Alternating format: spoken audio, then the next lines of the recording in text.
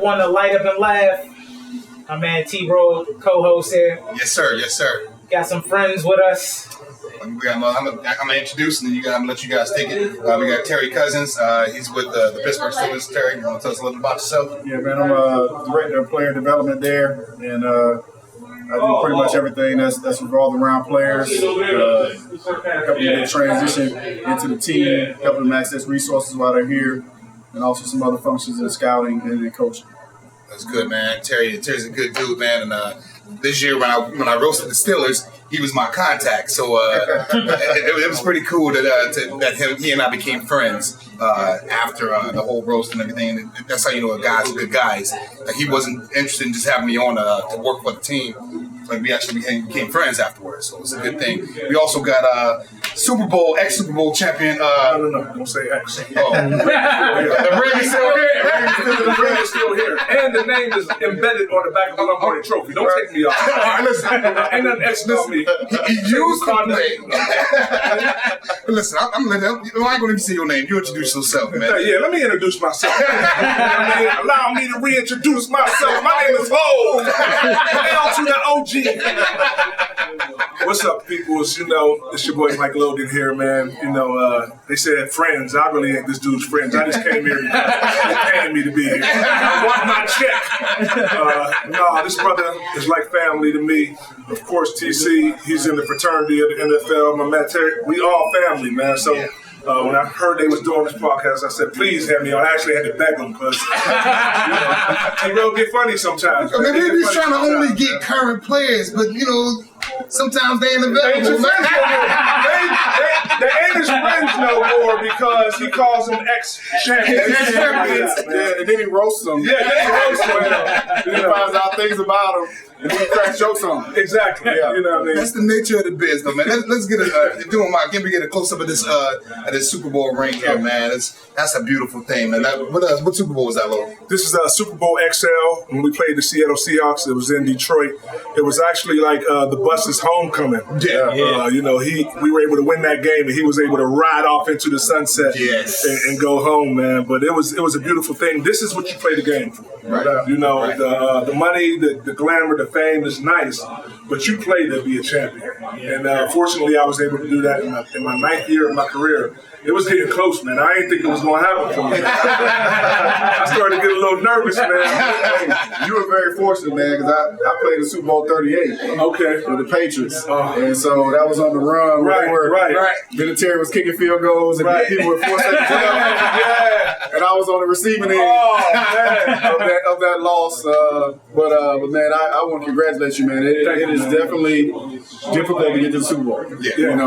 So you commend organizations like the Steelers, the Patriots that have won multiple ones, San Francisco 49ers back in the days, man. Like those teams, man, that go and consecutive wins like that, man, that's really hard. See, a lot of people don't know this, but I'm going to let you go. But before we get going, he said he played in the Super Bowl. Also, Terry was part of the NFL, played defensive back. Yeah, for 12 years. I played man. I played against Mike. Yeah. We had a rivalry. Yeah, we did. No doubt. Had a rivalry going, and it's still going. Yeah, it's still going. So Tom Coughlin's back there, man. So they got that old field back, man. So it's just good, man, to just collab with teammates that you played against, like the football fraternity, like you said, man, just to chop it up. That's a good thing. Mike, what are you currently doing? You work with the youth, I know that a lot. So. Yeah. I actually do outreach for the city of Pittsburgh. I'm also an educator, mentor at University Prep up in the Hill District. So I'm doing life skills education, man, for our youth, a lot of our inner city youth. I've been doing that for the past 6 years. I also coach high school football, defensive backs, and special teams coach. We got a couple City League championships under our belt. So, a lot of guys go into coaching after they get finished. I really didn't want to go at the professional level, because I wanted to give my wisdom and knowledge to some of the kids who may not have the resources and exposure to this type of knowledge. You know what I'm saying? Right. And I grew up on these same streets like these kids. Right. I mean, I was born right on the south side of St. Clair Village. I was raised in Whitaker Projects out in West Mifflin, and I graduated from McKee School. Right. So I wanted to go right into the inner city and started giving letting them kids see me as a living testimony that this can happen to you. See, that's a beautiful thing. Plus, it's the Hill District. You're reachable. You're touchable. No doubt. Because a lot of kids in that situation, they feel like NFL players are untouchable. Right. Absolutely. And the fact that you're there and you're in the dirt with them, you're in the grind with them every single day, I got to give a kid a lot of inspiration. And it's really good that Mike and a lot of former players are doing that. Because as they move up to college, you know what I mean, the information and all that stuff is more accessible now. Yeah. And so he can give them a foundation. And so when we get those guys, they come to the league. Exactly. You get me? Right. In a position They already got the knowledge. they got knowledge. Yeah. And they're so much aware of what they're getting into, and they're so much aware too of setting themselves up for the rest of their life. Right. They got one opportunity in a small window, to make millions. Right. And to not only make millions, but to set a platform for who they want to be after they retire. And we were very fortunate. We both played over a decade in the NFL. That's a rare. That's a rare. You know what I'm saying? That's a rare. You don't get that, real often. So I'm like, listen, man, this is how you do it. You got to prepare yourself in all aspects. So I can give them the little intricate details that they may not get on the surface. I can dig into that and pass on that knowledge. And that's what we're supposed to do. You're supposed to give back. I've been blessed. Now I got to be a blessing. And most people talk about how do you make it in the NFL. Everybody want to talk about these elaborate ways to do whatever. There is a clear-cut blueprint, right, for guys like us. That's a clear-cut blueprint. What's the key? What is the key? For us back in the day, we didn't have the technology and some of the sports performance stuff that these guys have right now. Right. We grew up in the barbaric days of the NFL where you studied in the facility. We met as a group.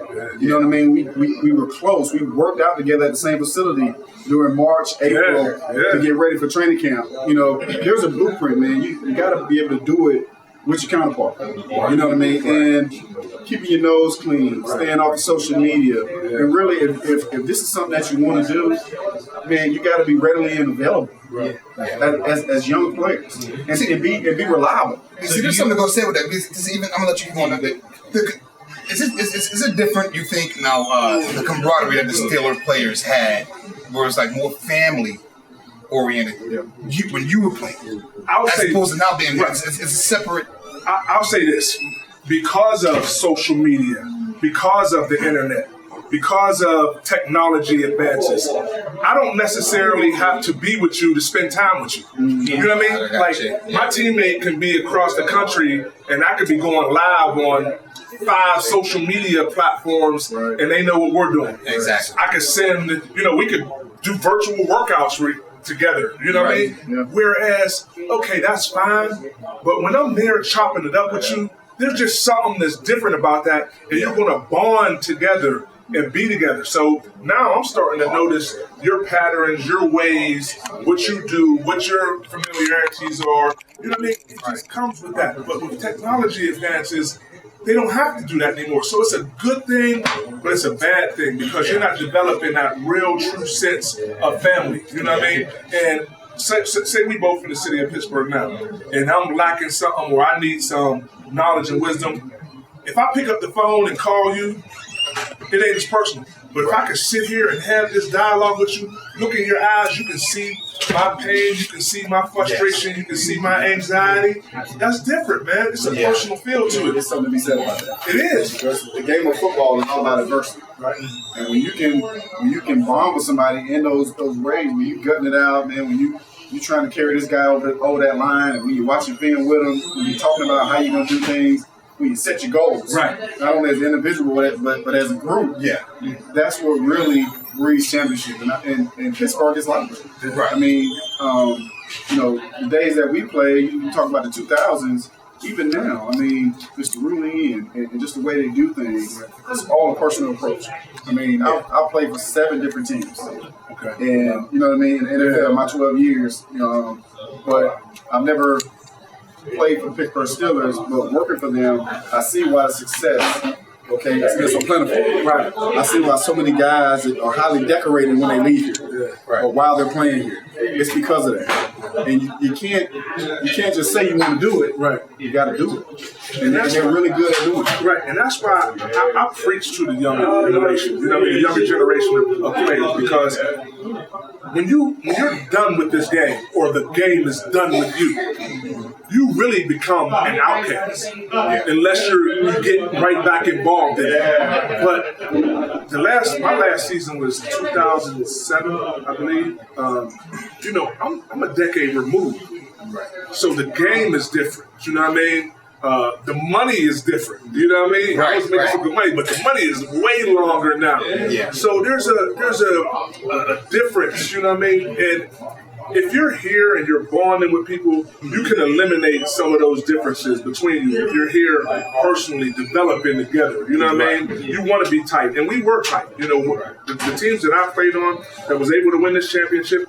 Y'all gotta remember, when we won this championship, we had to fight our way to get back into the playoffs. Yeah. We went in as a number 6 seed and had to run the team. We were wild card. We were the first wild card team to go on and win the Super Bowl. Did you guys have one home game? The wild card game you had at home. Did you have a home, or did you got the road? We played the road show. We played on the road. Everything was on the road, man. I can remember that. Everything was on the road. It was amazing, man. But I remember one day Bill Cowher in a meeting just said, listen, he came in and ripped the whole schedule off the wall and said, all right, we're going to literally take this 1 week at a time. And he looked everybody in their eyes and said, this is your brother, this is your brother, this is your brother. We got to play each game as if it's our last game. And it literally would have been our last game had we not won those games. Right. So we had to be here collectively together to win those games, man. So it says a lot about a team that can go on the road and go win a championship. Yeah, absolutely. Yeah. So my question is, you were talking about the virtual workouts and a lot of the social media and these things that are causing issues. Do you feel like that's the biggest problem in the NFL right now as far as like teams and teammates being close? Or do you feel like it's more like teams have like their separate little cliques within the team? Because it feels like when y'all played during that time, and I was in high school playing football watching. Oh, you just gonna call our age out? I gotta do that. I'm right with y'all. He's with y'all, but I date us on the cast right quick. I had to shave today, man. A couple years younger on this camera. A couple of them things out too. Wear my all black so I can take some weight off. I know how to work this media angle, dog. Yeah. See, I'm playing like Madden with y'all on it. In hell, listen, I had one of my students ask me, was I on Tecmo Bowl, man? Old Nintendo broke me down to my Everything takes you back when dudes is playing ball with you. Yeah. On the video game. Yeah. You know what I mean? That really takes you back. To speak to your point, we have players now that learn how to play football from YouTube. They learn how to golf from YouTube. Yeah. You know what I mean? So back in the days, like that was foreign to us. Yeah. I never even thought of that. I knew that was a thing. Learning how to do drills, it was passed down by you, it was passed down by me and my coach, and we actually did them. So it's watered down a little bit in what they know. The guys are so athletic now, coming out of high school and coming out of college, but the base fundamental things that we learned that gave us that foundation, sometimes they don't come with that. And when they get to the NFL, that's 8 years of trying to reprogram a guy to get him the base and the foundation. So when he talks about those virtual workouts and guys learning, that's how the generation of millennials learn how to do the things that they do. They tap it, man. We had to go to the library to get books. Yeah, and read up on something. Yeah. Like now, man, you pull out your smartphone and you Google it. It's right there. Check it out. To the point that I had a player tell me that he learned how to play a specific defense by playing Madden. Yep. And went on Madden and said, Coach, look, they got cover 2 here, they got cover 3 here, and he's dropping here. And I had to check him and say, okay, that's good for the fundamental of it, but we got to really get into it. You know what I mean? If I want you to do a 3-receiver hook drop, you know what I mean? I want you to go 10 yards or 5 yards. They're just looking at the arrows and saying, oh, this is where I'm supposed to be. Wow. You know what I mean? So you really have to get back into them and coach and say, look, I need you to see. You know what I mean? It's a good base. They got more understanding of it coming into it, but then You need that coaching, man. You need that feel. And like I said, it's not a wrong way. No. Yeah. It's just, when you do it that way, there are certain things that are missed along that process, and they don't get full, plethora of things that go along with learning this coverage, or, like you said, learning how to drop to the hook, but then there's some variations in dropping to the hook. Yeah. I just drop to a spot, or I'm related to a wide. Right. And you got where my eyes are. What am I looking at? What formation? So those things are learned more hands-on than kind of watching on YouTube. Now you can get the verbiage, right, but your true understanding sometimes is lost when those guys get to the next level. Wow, that's interesting. See, and that's why I wanted to ask that question. A lot of people don't know. Everyone thinks it's still the same old school. Oh, we're gonna go. And we're going to work out together. We're going to learn these plays together. We're going to watch film together. So pretty much a lot of things are so that's pretty much what I'm saying. Like, it's like people are kind of going their own thing instead of doing things together. So do you think that affects the unity of teams?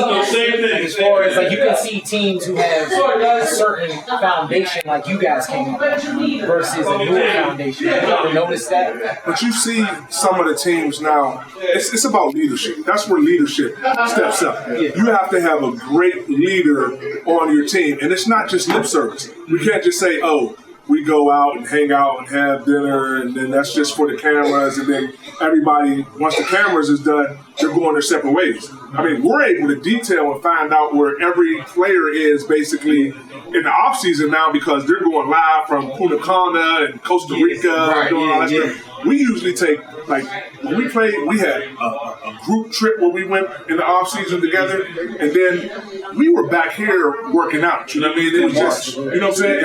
In March. Yeah. Get the extra Like a little bit more time off. Well, the sports performance world has changed. So now everyone, a guy who is coming out in the draft, he has a trainer now. Yeah. And so those guys train. So I got my trainer now. When we were playing, our training really was at the facility. And, sometimes it's kind of frowned upon when you didn't come to the facility in March when everything started. We're like, man, hey, where Mike at? But everybody on the team be like, get him here. Yeah, like, man, y'all need to call Mike. Where is he? So it was frowned upon then. Now it's like, oh, so-and-so won't be back until, he working out with us. It's not mandatory. It's not frowned upon right now. See, but I also get that too, because at some point, as a coach, I guess you got to look at that like, okay, you can take this upon yourself. But come time to play, if you don't perform, that's your ass. And that's the accountability now. Some coaches put on the guy if he goes and he trains and then he comes back when we start doing our on the field activities. It's like, hey man, if you're gonna come back, you better come back in a certain way. Right. And coaches know their players. Right. And they say, they will say, hey man, I need you to come back here. Yeah. Because we know you're doing too much shit out there. It might not be right. So I need you here. Right. You out there. You wild. You out there in the strip clubs. Hey, I know. I done hung with him. I see what he. First of all, he was number 101 on the team. We just gave him a jersey with 101. Right. He was walking in places. They was like, "Who are you?" He was like, I was signing autographs and everything. That legit happened. We all hanging out. No doubt. You was there one night. We was over Ben and Squirrel one night. Some lady passed around a football. It was like everybody signed it. The football came to me. I signed it and I put number 1, jersey number 1. Right. But he was like, "Whoa, what did you do?" I said, "Shut up!" But you see, in those times, we're embracing the fans. We were embracing the city. They didn't feel like we were untouchable. I mean, we were celebrities, but we weren't untouchable celebrities. You know what I mean? We were in touch with our fans. We were in touch with the people, and we were in touch with each other. We had each other's back. So we had certain nights we were going out. Even back in the day when I had a room over here in the strip district called Deja Vu. Remember, I used to come and I would come hang out with y'all sometimes. So this was underage drinking coming out. Okay. I just turned 21 when we got to throw him a line now. You know what I mean? But this is what, remember, what's one man named B-Mac? Brian McFadden. He was playing, and Peasy was playing there. I mean, it was cool. Who was your hype man on the team? Who got the team? Who was like the team captain that everybody huddled around? Was it Peasy? It was Peasy because he was the most vocal. Oh man, I'll say he's the most vocal. But we had some leaders within the locker room who necessarily didn't say anything, but their actions. We knew that they were. If we called on them, they were going to be there. They were going to have that accountability. You know, Troy didn't go out with us all the time. You know what I mean? But you knew that he was going to be at practice. Right. You know what I mean? And you knew that he was going to put in that work. Yeah. Alan Faneca was a guy who was just blue collar. He going to pick up his lunch pail. He going to be in there after the practice. He's going to be in there. He might even ask a defensive player, "Yo, you want to go watch some film?" And I'll tell you what I'm doing as an offensive lineman. Yeah. You a defensive lineman. Let's teach each other. Right. You know what I'm saying? Right. And that's what made it so special. That's what made you want to be a part of something special. Yeah, You know what I mean? So did you guys ever find it hard being in the spotlight, like just trying to live your day-to-day lives? Because that's a question I always like to ask people that are in the spotlight. Like, you go out, you do one thing. It's not just, his Cousins was out here in the strip club, or Mike Logan slapped somebody. Like, you know what I'm saying? It's anything that you did, you on the microscope. Do you think it's worse now, or do you feel like it's about the same? Oh, it's worse now. Everybody Snapchat. Yeah. You can't do nothing nowadays. Nothing. For me, it was a little different, though. You know, I was able to come home. I'm born and raised in Pittsburgh. Yeah, you know what I absolutely. mean? So a lot of people knew me before I even came back. Yeah. And I never changed who I was. Still current day. No. I know this for a long time.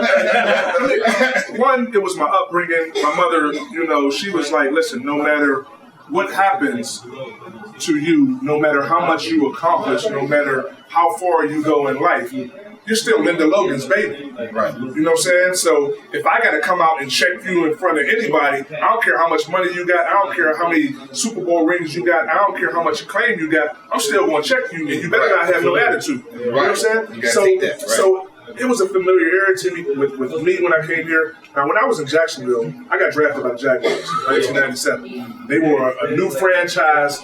We were top dogs in the city of Duval. I mean, Duval County, we was them dudes. You know? Bro, coming to a club, excuse me, you know what I mean? I'm sliding in, you know. But, you know, you have to embrace that celebrity. You know what I mean? Everybody has their 15 minutes of fame. It was special, but if you didn't take it for granted or be arrogant or be big-headed about it, the fans still received you. I always had a sense of community. That's why I'm in outreach now. That's why, you know, I still like to connect with people. I still like them being able to sit down and have these intricate conversations where you can find out details more in depth than just being a football fan. Absolutely. Yeah. You know, I mean, on living life as a professional athlete, I mean, athletes are used to it. Yeah. You know, I think I played in different cities. I played for the Chicago Bears. Yeah. And it's like Pittsburgh. You know, they know you. When you go out, they know you. Yeah. I played in Jacksonville. Like you said, man, people know you. So I don't necessarily say it's hard. Yeah. I think the individual really kind of sets the tempo of it. Like, you know, someone come up to me and recognizing me, you know, I've always treated like this. If I was that person and I was a fan, you get me, that might be my only opportunity to see that guy. Absolutely. And so I'm like, I look at that and say, okay, man, like I might be with my family, I might be chilling with my friends, but I'm going to sign this guy's autograph. Yeah. I'm going to talk to him, I'm going to be personal with him because we are people. See, at some point, did it ever get annoying to you? Like if you're about to have a meal. You know what? It's never annoying unless they're over the top. Right. When they're over the top and it's over the top, and it's like don't treat me like that. We're trying to challenge you. But you know, it's like, man, don't treat me like I'm like the president, because I'm not. Right. You know what I mean? I'm a football player, just like you. I got a family. I just play the game that a lot of people love. You know, and you know me. And, you know, we're going to have some bad games, man. We You know are. what I mean? Sometimes you gotta take it. You know, and I'll say this, you know, I get my hair cut at Big Tom's Barbershop up in the Hill District.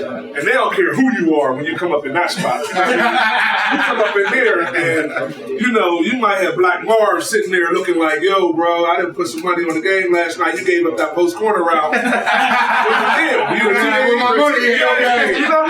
So, Critiquing your game. you know, Before you walk in, come on, man. Why you gave up the post route? You know what I mean? So, but you gotta accept it. You gotta embrace it. You know what I mean? And it's tough sometimes. You know what I mean? It's tough sometimes to deal with that because you're in your emotions. You know what I mean? And it ain't like I went out there and tried to give up the touchdown. You know what I'm saying? Or things like that. But you have to embrace it. You gotta understand that they're fans of yours, so they're going to cheer for you. They want you to have success. You have to embrace that. I'll never forget. This is one of my worst moments as a professional athlete. One time in training camp, I just had one of them days. I couldn't do nothing right. I couldn't get lined up right. I couldn't catch the ball. I mean, I just had a real bad practice. Yeah. And a young lady was screaming my name from the fan. Now, I'm walking beside Troy and Jerome. And they get all the fanfare. You know what I'm saying? And I'm just, you know, at this time, I think I'm a role player in my career. And there was one young lady screaming my name, and I was in my feelings. Like I was, you know what I mean, 28 days, like I'm bleeding type of day. You know what I'm saying? I was in my feelings, feeling feminine, you know what I mean? Leaking, help me, somebody help me. And I walked off the field and didn't go sign her autograph because I was in my feelings that day. It haunts me till this day. I tried to find this young lady. I was looking through practice photos and film and trying to reach out to her. And I actually did get her email and was able to send her a personalized letter and explain my eyes are damaged. But I was about to cry. I know. I was like, I hope your man don't have to break down. He in his feelings right now? But see, I was tearing though. You know what I mean? Give me a roll, but that moment for me was special because it made me realize who I was. You know what I'm saying? It made me appreciate the fans. It didn't matter to her that I had a bad day out there in practice. She still was cheering for me. She still was calling out my name, saying, I don't care. I love you as the person you are. I love you as the player you are. And when you feel that, that was one of the best moments of my life, man. You know what I mean? It truly was to be able to reach out and connect with that fan. So that's your moment. What's your moment? You have a bad play? What's the worst play you ever made that stands out? That you're like, damn, I could have did something different. Well, it always goes back to the moments, right? So the moment, we talk about playing the Super Bowl, like one of the most highly charged feeling that you can ever have. And so, you know, we're going on that last drive in, and you know, we're in a formation where we said, hey man, if it's 3-by-1, we're gonna play what we call a China. And the China means that the outside corner gets the guy stopping in front of him, he's gonna play deep because he got the 7 cut. And I had a corner over there, his name was Ricky Manning Jr. You know, he was a rookie. And he was so aggressive, man. I forgot to get the call out here. Call China. Now, you know, we played together. We probably, you know, all those games. Man, we talking about game 24. Yeah. So I'm like, okay, he should have known it. But we ended up giving up like 15 yards or 18 yards to Deion Branch, man. They ended up kicking the field goal. And for me, that was a deciding factor. Like, man, I could have done more. I could, trying to play China.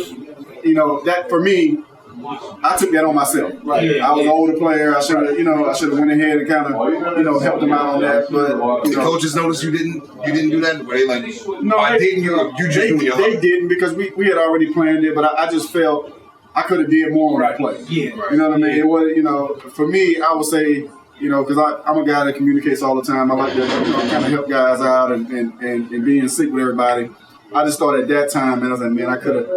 What could I have done better to help them in that situation where we could have put them put New England in the worst position? He and I go through the same. We're both stand-up comics, and I've had that moment on stage where I've been a little bit too drunk. Right.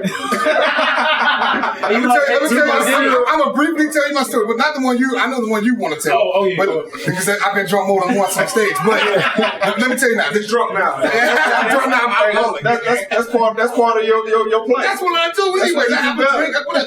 My mind mind flows differently when I'm drinking. Terry don't drink, but here's the thing. I mess around because of my nerves. I had to learn how to control my nerves. Right. This is my 16th year doing comedy. My nerves aren't like they used to. Like, I'm like, whatever now. You know what I mean? Like, I'm not cocky. I'm still nervous. But you remember? What was that? Look, I'm going to tell you, I messed around and drank so much that I went on stage and I told a joke, and I get about maybe 3 minutes into the set, and I told the same joke again. And I was killing them.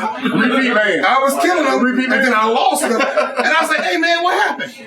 And one lady in the audience, she's like, you already told that joke. I was like, man, you know what? That's my time. I was supposed to be 20 minutes. I got off in like 8.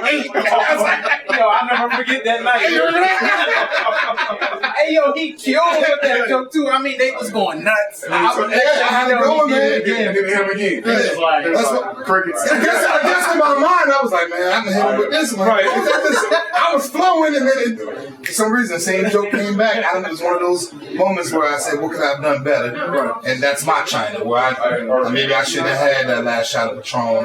right, nah, that's funny. I was drinking Hennessy back then. That's why I quit drinking Henry, man. I'm a different dude. In that show, I'm gonna just yell out China, China, China. And you're gonna be like, oh, he gonna go blank, forget everything I'm talking about. That's gonna be the new Audible. China, China, China. We got a heckler or something. I'm gonna know one of these two eyes. I'm gonna line up to China, point over China. That's how it goes, man. No, that is funny, man, because we do have those moments with stand up. It's the same. That's why I wanted to do this show, is because like people, we all kind of have the same wavelength of how we live life and how we execute things. And that's the same thing with a joke. You know, I can tell a joke 12 times. Oh, I'm killing with this one. And he'll tell you, we just did a show and the crowd was drunk by the time I got on. I had to do 30 minutes. That was a hard 30 minutes, man. And 10 of the dudes was my friends in the balcony. Right. So now you bring your friends to the show where the crowd's drunk, Right. and it kind of look like you ain't doing that good, or you really killing, but you ain't. Man, but that makes you see that's what a veteran comic does. Right. You got to be strong enough to stay in your zone and just keep hanging in there and slugging out. If you get rattled quickly, like you'll fold, you'll fumble. And I always see this. The crowd is like a dog. You know, a dog can smell fear. They can sense fear. They smell it on you. If you scared of the dog, that's when the dog get more aggressive. But if you like come here and you mad, that's how you got to do the audience. I feel like, man. The one thing though, you know, in moments like that, it's important for the fans to remember we're just human beings too. Absolutely. I mean, they look at professional athletes sometimes as superhuman. You should make no mistakes. You catch every ball. You know what I mean? You're a professional athlete. Right? You ain't in high school. But we're human. We're relatable. We're gonna make mistakes. I can study the same play. I could know cover 3 in and out. Without even studying that, just looking at it, because I've been doing it for so long. If they come out in a different formation or a new set, they motion it empty and bring out, it changes everything. You know what I mean? Then I got to go and think about what adjustments do I have to make, you know what I mean, on the fly. Y'all think about it. The ball's about to be snapped. We got to go. That's going right now. That's going right now. So we're going to make mistakes, man. We're going to be human, but it's just about how you handle it. How do you handle your hurts, you know what I mean? And a mature player understands that. That's why I wasn't tripping when I came to the barbershop and they was giving it to me. You know what I mean? You know what? I owned up to it. I made that mistake. I'm going to learn from it. I'm going to come back out there and I'm going to try not to disappoint y'all next week. That's what's up. You ever had a game that was so big? I mean, of course, y'all playing Super Bowl. Was that the game that was like where you were the most nervous, or was that the game where you're the most hyped? You know what I mean? Like, what game have you ever played that you can remember that just had you? Oh man, I don't know. You know, what am I going to do out here? How's this game going to go? Was there any like team or specific players that ever had you feel that way? For me, it was coming back home to play in Pittsburgh. You know, I grew up idolizing the Pittsburgh Steelers. My grandfather actually was one of the first African-American safety managers at the J&L Steel Mill. Why is that significant? The Steelers' site right now on the south side is where the J&L Steel Mills used to be. Wow. So I was thinking about the history and the tradition, not only of the franchise, but of my family, where my grandfather's hands, you know, got in the dirt and was able to provide for his family.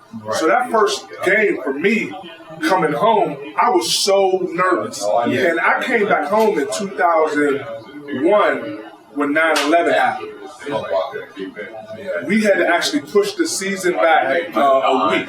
I remember that. So we had so many things going on leading up to the game. I'm worried about so many different things, and my mind really wasn't focused on playing football. At that time, I was thinking about being a husband. I was thinking about being a father, taking care of my family. So when I came out to the game, it was a good distraction to get away from everything that was going on in the country and in the world. But my mindset really wasn't focused on football. And I was worried that was going to affect my play. And I think it did a little bit. I didn't play bad, but I dropped the pick that first game because I don't think I was totally toned in to what was going on.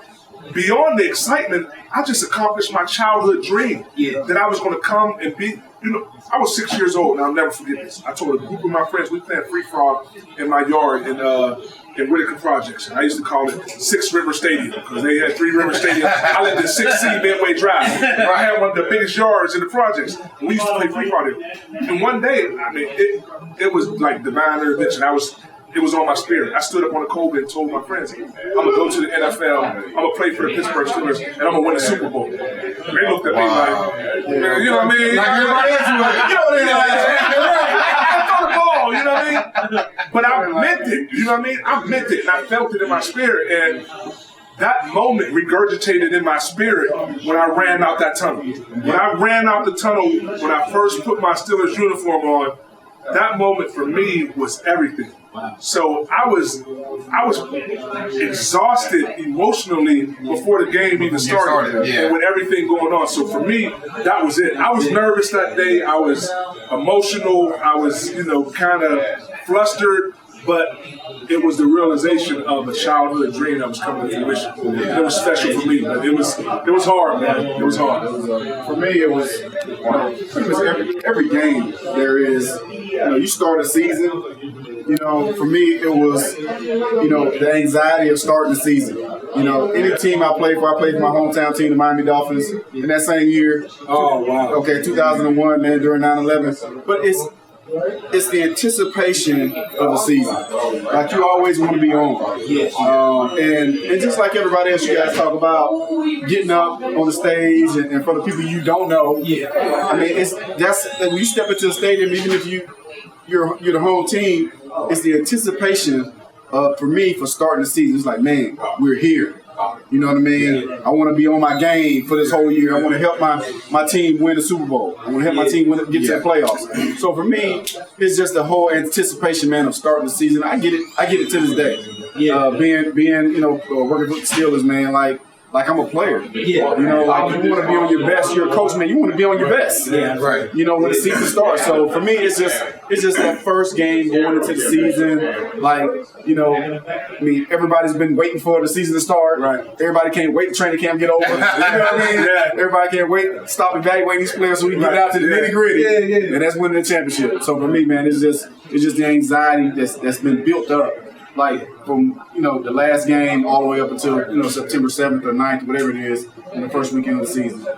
That's kind of my anxiety, man. That's kind of where it was for me, man, for 12 years. Well, what about a show for you? Like what show? Well, the biggest show that I ever had, where I was had the most anxiety, was opening for Dave Chappelle. And I've done about 12 shows with Dave Chappelle. And it was more, I wasn't worried about the audience, it was more impressing him. Because he's like my idol. The comic situation. Yeah. So the very first show I did for him was about 2.5 years ago. I got the call from Live Nation to come and do the show, and I'm gonna tell you, it was one of those things where I'm laying in bed at 4 o'clock, and they're like, "What are you doing tonight, t-robe?" I'm like, "Nothing. What's up?" I couldn't believe I had a number, a California number, and it was Live Nation on my phone. They said, "Would you like to open for Dave Chappelle?" I said, "What? Yeah, I'm there." Yeah. I ain't even asked them to pay. Right. I was like, "Where I gotta be? What time?" I would have did it for free just because. And at the time, I'm a paid. This is what I do for him. Yeah. But I go down there and he wasn't there right yet, and they said, "Well, you to open the act, you gotta go on and do your thing." And I kind of like in my mind, I was like, "I'm gonna meet him. I'm gonna say this." Right. I had the whole script. He wasn't even there, right? So they're like, "You open the comment, go on. By the time you get done, he'll be here." I'm supposed to do 20 minutes. and I'm looking at it. So I had my 20-minute set in my head, and this is where the nerves like really kick in. I was killing, and about 15 minutes in, I'm like, I'm supposed to be getting a light right now, right? From the side of the stage. It's like, my time is up. Right? This is all I prepared for. Right. But I had more time in the bank to do, but it was just like, I was worried. As a comic, you have your set up a certain way that it leads up to your closing joke, and then boom, and then you're done. So I was leading up to that closing joke, and then I finally see the dude from Live Nation. He's on the side. He goes, "That means extends." Right then and there. I need more oxygen. I think I might have shit my pants, farted, and a little bit. All right, because I was like, okay, now this is what comics are made of. This is where you got to think, you got to dig, and I pulled it off. I ended up doing 40 minutes. I did double the time. Now Chappelle, so I come off. When I come off, it ain't really too much time. So he's standing there beside and he's smoking cigarettes and. Come off, and I shook his hand right then, and he was like, "Good job, young man." Good. Meanwhile, I'm the same age. Right. So he goes on, he does his thing, comes off. I get to talk to him. This is in between shows. We got another show that night. He said he did that to me on purpose because he wanted to see what I had. Yeah. And then from that, I got to do more shows because he wanted to see what I had. He said I did that on purpose. He was testing. He was testing. See if you could roll with it. But on the real, you want to talk about when he said this, I was like, I wanted to be like, for how much? For how much longer? But I had to just keep going. And then finally he came over and was like, close. I was like, by then I was rolling some more. I was like, hold on. Discoloration. You know, sure this. So I ain't getting off right now. I'm the headliner. All right, go ahead with that now. I'm going to keep going now. So I did like another 5. He came and gave me another. I'm like, all right, this is it. And I got off. And I felt better about myself as a comedian because I made myself go to a place that I didn't think I could go. And this is only like 3 years, 2.5 years ago. So that was the thing for me. What about for you? Whew. I probably got 3. You got 3? I mean, we only got a few minutes. Yeah, right. Get out there. One of them was opening for Eddie Griffin. Yeah. Robe is like a big brother. So Robe, like, really under his wing. Yeah. Robe will swear. When your big brother messed up in your life, we were big brother. Robe is always the bully. Yeah, Robe was like a big brother. So he was on that show. So I was so young to get that opportunity that I was nervous. Each show was 450 people sold out. So it was just like, oh man, I'm like, I grew up watching Eddie Griffin. Like, I don't want to bomb in front of him. It went well. The second one was when I did my first TV set, national TV for Nouveau TV. And it was a show called Stand Up and Deliver, season 3. It was hyped up. They just put season 2 on. It was in Cabo, Mexico. It was at Cabo Wabo, Sammy Hager's spot.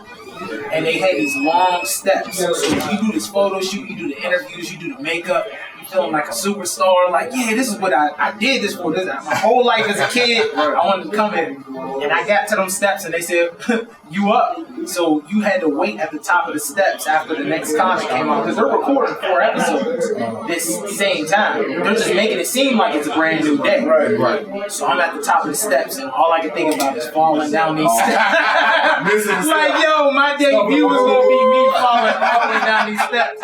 And I was just like, yo, why am I here? And I had to remind myself, and it was similar to what you said, where you remind yourself, yo, this is a childhood dream. This is something like I grew up watching Comic View and Def Jam, like sneaking and watching. Sneaking and watching Chris Rock. And I was like, this is what I said I always wanted to do, so this is why I'm here. The other one was an international headline, my first one in Canada. And that whole flight, I was just like, yo, what am I going to do? It's a whole nother country, these people. And it went well, it killed, but it was just, it's that idea where you always have to remind yourself, like you two said, you even wrote, like, why do I do this? There's a reason that, I feel like people are chosen by God to do certain things. To play football, you two were chosen by God to do that. That was your calling. You know what I'm saying? When you had that moment, that wasn't just a random moment. That was a divine moment. You know what I mean? Being chosen. So, yeah, those were mine. Well, before we close this up, I want to go over what everybody's smoking on today. This is called Line Up and Down. I was at the beginning, but we jumped right into it. Down to the little beanie right there. He hold on. We say trying to get all of it. This the 1/4-inch cigar. It's a rare cigar. Well, I'm smoking on a Liga Privada number 9. Oh, I love those, man. And I love the Liga Privada line. Drew Estate is a line. You know, got cocoa notes in it, nutmeg, all that. It's just a good smoke. I like full body cigars. Yeah. So at the end of the day, man, I can really feel it. Number 9, man. You gonna be nice after this. I'm already nice. I got another one I'm gonna light up. I'm gonna really get nice. I got 3 girls at home, so I'm just happy to be here smoking cigars. Get the hell out of the house. What you smoking on low? Listen, I thought this was weed. Listen, I'm a novice cigar smoker, man. I usually jump on the Monte Cristos, but we're at Leaf and Bean, so I got one of the Leaf editions by Oscar. It says it comes from Connecticut. I don't know kind of nutmeg and berries from Africa. TC man, too much, man.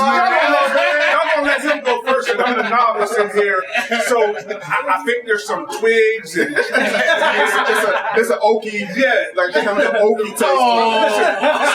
It's really verbatim that came from Wakanda. You can smoke this and you can walk through walls, walk through water, and you get out of here. You can turn to Black Panther. As we close out the show, I might just levitate out of here. You know what I mean? Give you something special, but I just enjoy the camaraderie that we had here, you know, the fellowship of being able to come out. Man, it's good. We get to come out and people are in here smoking and we're just back here doing our thing, man. Right. And that's what it is for me, you know. Yeah. So, and I'm learning about the cigars and I'm learning what, you know, it entails. So that's my explanation. I try to stretch the time so that I know what I was talking about. Like that to you, over there like this giving me the stretch, man. But it's a good cigar. So come down and check out Leaf and Bean. Thank you. What you got? Okay, so again, I'm kind of like Logue. I don't really, I'm not like TC, and I've smoked with TC a few times, and I know what I'm not going to do is smoke that Monte Cristo no more, and then go on stage because that was like the drunk night. You know what I mean? So I'm smoking on a Isla del Sol. It's a sugar tip. It's a mild cigar. I like it just because it's sweet on the taste, and I like it with like a cognac or a bourbon or something like that. But Isla del Sol is what I smoke. It's not even that expensive with a cigar, but. It's a black and mild. Yeah. You really just put a wrapper around. See what he says? I like it sweet. I like it sweet. I got that sensitive palate, man. Let's taste to it. Palate. So now you're getting all. Yeah, look, what's in that? Listen, all bougie. You said nutmeg, man. I was describing. I'm like, is he making cookies, kids? Smoking cigars and making French toast. I'm like, nutmeg. That sounds delicious. Cocoa, right? He said hints of cocoa. Hey, he knows the cigar. When you go in the Leafy Bean, you go in the humidor. I mean, they have the box there, man. You know, did you read that? Memorize it in my head and spit it out? Reading is fundamental. That's fundamental. I heard you use that plethora word here. T-robe is still over there like, some elemental B. Some elemental B. Sometimes I'm a little remedial. Sometimes. What you smoking on, T? I got a Allen Jim. Like you said, we on Leaf and Bean. So they got the owner's face on it. This is so dope right now. Oh, dang. So he's right here. It got him on it. The Allen Jim, this is actually really good. This is my first time having one, and it tastes amazing, man. Like I'm on cloud nine. Yeah, this has a mild to medium flavor right now, so you can taste like the spices and everything about it is just good. You know, I recommend getting an Allen Jim. You said the spices. Yeah, you didn't name what type of spice. Well, spice. No, you didn't say oregano. That one you can taste. This one has a peppery taste and it has a really nice spice. It's so good. Like you said, sweet. I don't know whether you said sweet. So what kind of sweet is it? I mean, it's like Kool-Aid. You don't say the flavor, you just say red. Right, it's like purple, man. I'm talking about paprika and nutmeg. But that's the name of the show. It is Light Up and Laugh, and I guess I should learn more. And I am. We are. We're gonna do this. So you are on point. Yeah, you are on point, man. Yeah. So you see, smoke what you like. Yeah. One thing about this thing, man, you smoke what you like. Right. Exactly. You get an opportunity to get out of your comfort zone, man, and try to. Well, that was the thing too. I went to the humidor and I just said, I asked a couple questions, and they were able to suggest. Zeke was able to suggest something that would fit me, fit my Your palate. How big is your palate? There's no way to I got a plethora of palates. As long as you having fun with people you smoking with, that's what it's about. You know what I'm saying? And this is a nice atmosphere. They call it the camaraderie. Yeah. Absolutely. That's a good thing. The venue is what set it off for me. Oh, man, you know what I mean? Look at this authenticity right here, man. This is beautiful. Yeah, man. This is it. Come down to Leaf and Bean, man. Check it out. Man, definitely. Leaf and Bean is where we are right now. Where we at? On 22nd and Penn. Yeah, Leaf and Bean. In the Strip District. In the Strip District, yeah. Come check it out, Other Pittsburgh. than laugh, thank you guys for coming, man. It was an honor, man. Yeah, man. Thank you guys, man. No doubt. I appreciate y'all having me. I appreciate y'all having me. Y'all kind of walked into this thing late. Yeah. This the kind of guys that y'all, hey, TC, come on over here. It was really supposed to be my show, but then it's like you ain't able to feel an hour, dog. You got clothes, man. That's how we gonna need some backup. Seriously though. All things aside, where my check out?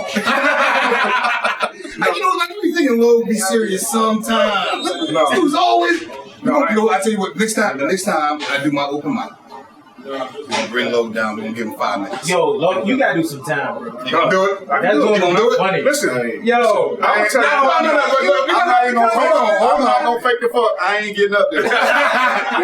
There's one thing I did in my life. We gotta put restrictions on Low. hey, A couple things you can't talk about. One, me.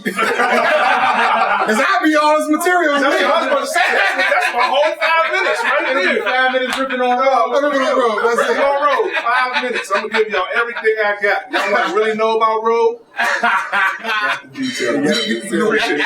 Actually, I owe you this. I toured with Gary Owen, who's in town this weekend at Pittsburgh Improv. But I toured with Gary Owen for 6 years, and I owe that to Logan.